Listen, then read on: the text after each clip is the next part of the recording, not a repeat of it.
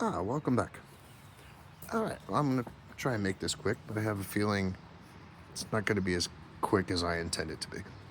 But what we're looking at now is my gas tank, gas, and two-cycle oil tank from my 1978 Honda Express NC50. It's a moped. But anyway, it's a little bike. And if you've watched my channel, you know what I'm talking about.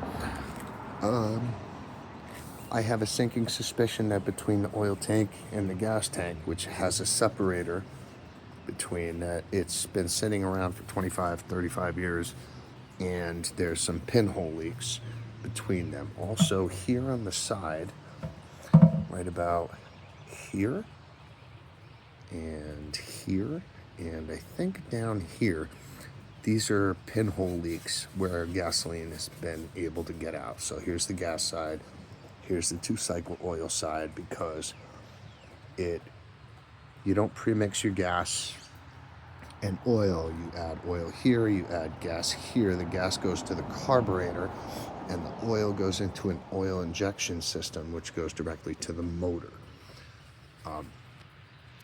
It's different, but I understand it pretty well. So because of these pinhole leaks, what I decided to do was, because I'm trying to keep the bike original, and I would prefer to use the original tank that I have instead of the replacement tank that I have in the garage, I'm cleaning it up and I'm resealing it. Now, there's a kit and a system for resealing the tank, for resealing metal gas tanks. It's called POR-15. All right, so take a look. POR-15 fuel tank sealer. Okay, stops rust, corrosion, and leaks. When used properly, from what I understand, this is the shit.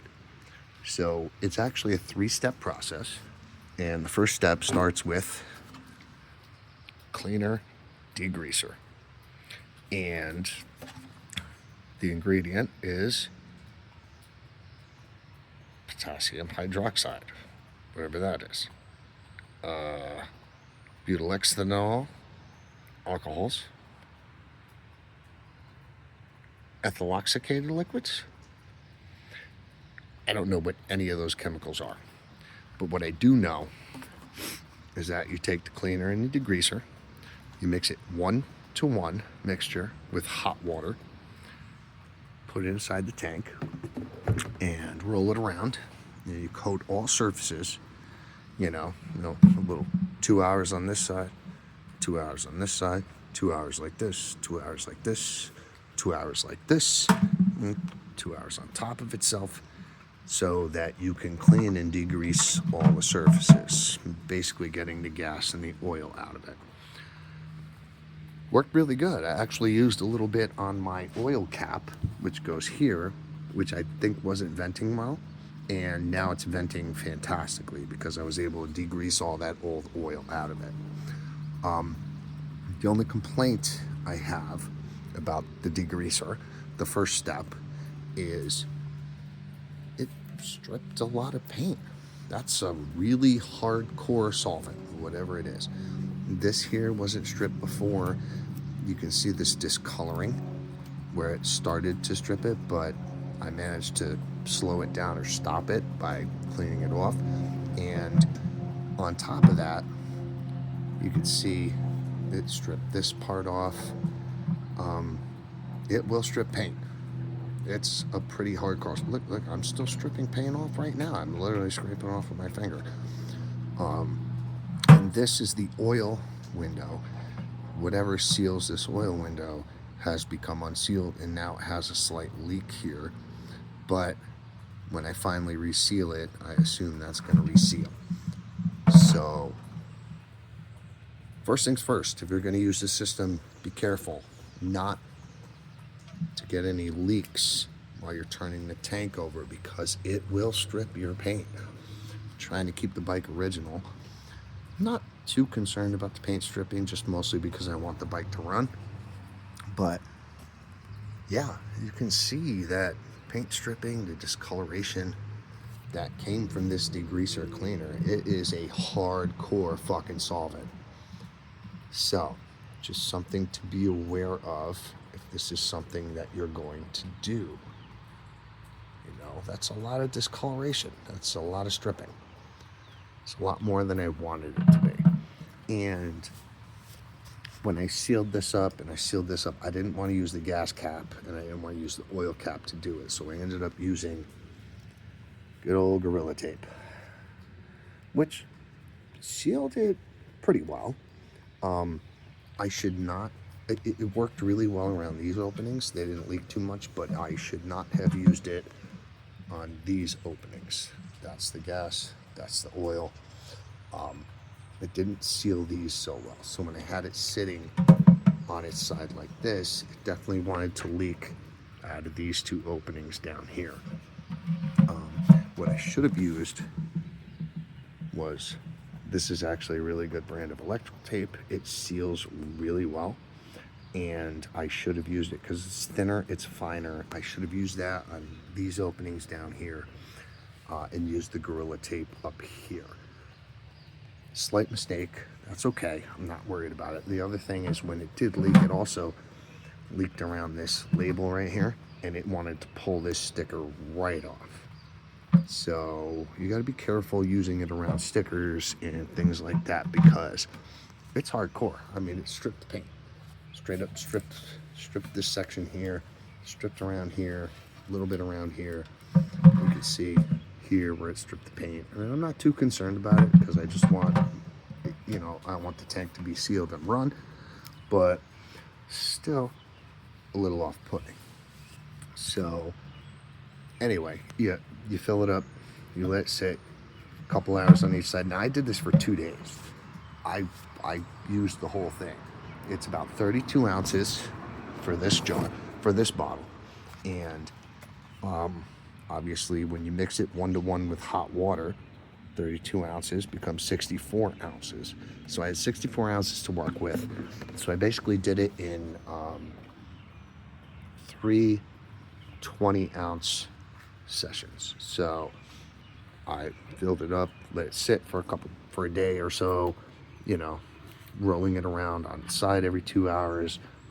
There were times where I let it sit overnight, which was a lot more than I should have, but I want to make sure it was 100% degreased and cleaned, which I'm confident it is. As a matter of fact, after the first round, this cleaned right up and it was actually able to seal better with the Gorilla Tape the second round than it was after the first round. So I'm still trying to not mess these labels up, but these were like this when I pulled it out of the shed after 25 years. So I'm not too concerned. The tape itself actually pulled a little bit of a layer off this label here, which I'm not too concerned about. Like I said, I just mostly want it to run. So now that the degreasing and the cleaning is done, and I blew it all out with a hair dryer because I don't have a heat gun at the moment. Hair dryer worked great for it. Believe it or not, my wife's Revlon worked fucking great. So now that it's all dried up, now the next step, I haven't unsealed this one yet. This is the metal prep. Metal etching rust neutralizer. Now this, the next step is to pour the entire contents of this into the tank, and I'm also going to do the oil side. I'm going to do 2/3 here, I'm going to do 1/3 here, because that's approximately the volume that each holds. Because I'm going to treat both sides with the fuel tank sealer, because I want to make sure that there's no breach between the oil side and the gas side, and I also want to make sure that these pinholes over here are all sealed up. So step 1, cleaner degreaser. Step 2, metal prep. Step 3, fuel tank sealer. So metal prep. Metal prep, pour the entire contents in, roll it around, and then let it sit on, you know, each of its sides for about 30 minutes. Now I'm going to be a little more careful with the metal prep because this is potassium hydroxide I gotta be honest, I don't honestly know what potassium hydroxide is. I gotta look that one up. But I definitely do know what phosphoric acid is. This is going to eat away at the metal surface a lot like vinegar. White vinegar will do if you're trying to clean rust off of something. So that I have to seal up well. I got to make sure that I'm mindful about each half hour that I keep the tank on its sides. And I also want to be careful not to do any more damage to the paint job if I can avoid it. So this time what I'm going to do is the Gorilla Tape sealing well on this spot and this spot, but it does not seal well on these two openings. So that's where I'm going to use the electrical tape, which seems to seal better. But then again, I don't know how acid is going to affect that. So I'm going to be very mindful for the next few hours about the metal prep, etching, rust neutralizer. And then when this is done, we got to rinse the tank out with hot water, make sure it's at room temperature. Then we got to mix up the sealer, pour it in, roll it around really good. I'm going to probably spend a fucking hour rolling it around to make sure all the surfaces are coated. Then let it drain, and then let it dry for 96 hours. 4 days worth of dry time, which I'm fine with, because I don't expect to have this thing running for another 4 or 5 days. And that's if this works. So, POR-15 kit. It's a 3-step kit: cleaner and degreaser, metal prep, and then the epoxy to coat the inside. I'm doing the gas side and the oil side. If you don't have a 2-stroke bike, you have a regular old metal gas tank that you need to seal, that just takes regular unleaded gas, then you only got to do the one side, seal it up, seal your outtake where your petcock goes, and that'll be that. But yeah, I just wanted to point out that please be careful if you're going to do this, because it will strip paint. I was very surprised that the cleaner and degreaser stripped so much paint.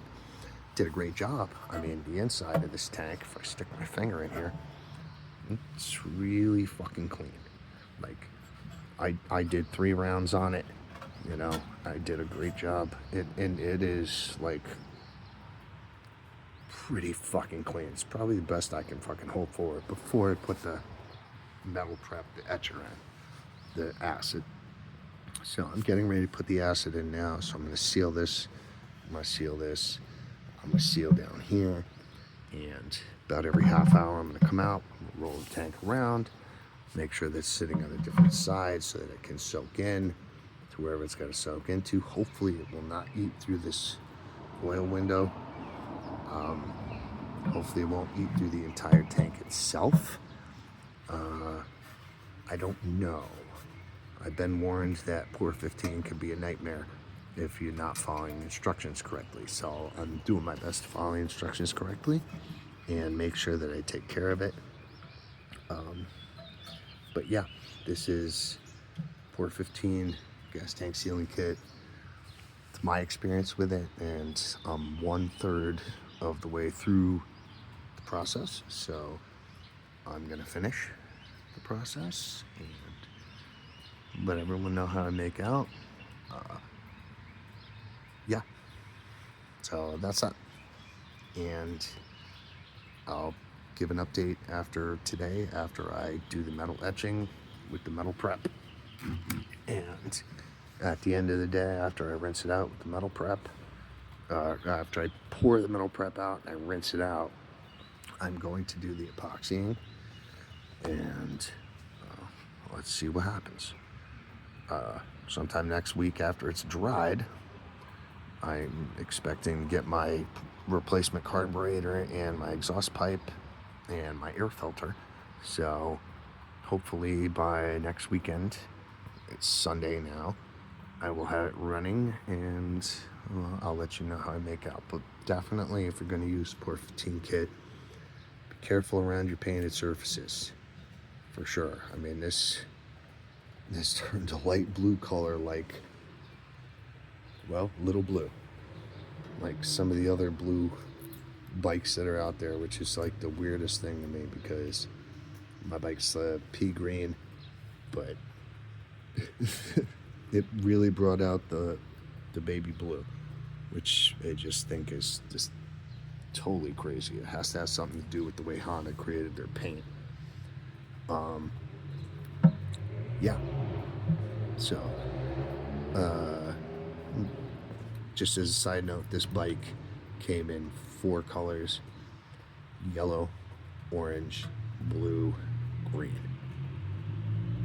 And I feel like they started with a yellow, they added a little red to it to make an orange, but then they added a little blue to the yellow to make a green, and then they had a blue of its own color. I don't know.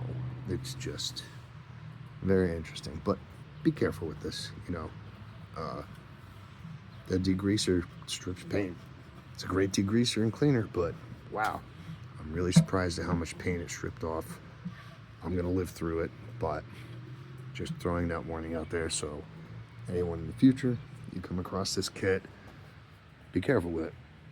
These are some really hardcore chemicals. So let's do the metal prep, and I'll talk to y'all later and let you know how I made out. All right. Be safe.